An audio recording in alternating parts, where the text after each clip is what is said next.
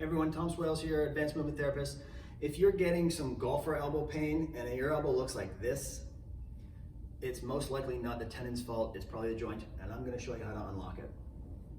Now, when we see kind of that elbow cranked out to the side, we call it an abducted elbow lesion. It's not important what it's called, but just know that there's gonna be a joint component that is going along with that elbow pain.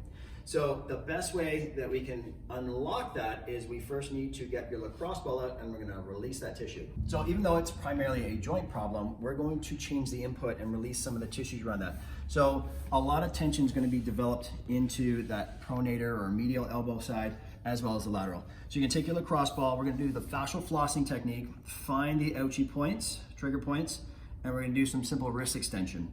So 3 to 5 reps is usually what it takes to get that to settle down and work your way along the muscle as well as on the inside. You can do this on the outside as well. I find taking the ball and pinning it on your own with your manual pressure, pin it in the short range and then strip it into the long. Once the tissue is released and things feel a little bit different around that, we're gonna take our band. So it's a relatively small, light band. We don't need a ton of pressure. And we're gonna put it right on the inside of the elbow joint there. So we're gonna create a glide. We want, if the elbow's stuck out like this, we want to glide it so it's more straight. We're taking the band right on the inside of the elbow joint there.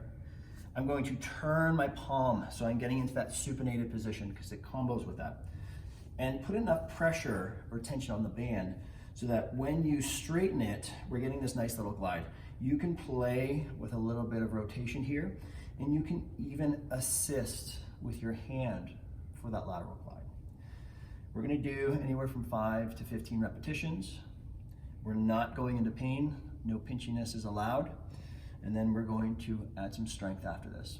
So we're going to integrate some mobility. We're gonna take our dowel, or golf club, or whatever you have, we're gonna go into a supinated position. Really important, we keep these inside fingers, so 4th and 5th, locked down so that we're not spinning off that dowel. Locking at the elbows, elbows straight, and a simple little lift. You're gonna feel tension on the inside of the elbow, so stop just as the stretch comes on, take a breath, tell our brain says, okay, we're not dying here, and come on back down. Each repetition should feel a little bit easier and get a little bit higher up. So the strength and control is coming from the shoulders, but we're using the dowel to lock those fascial lines and open up that joint. I also want you to come in behind, same hand position where palms are forward, lock it out, shoulders back, and lift. We can stay here isometrically, we can lock in those shoulders, and we can do some wrist curls. So now we're adding some strength on the backside, but just using the resistance from our body.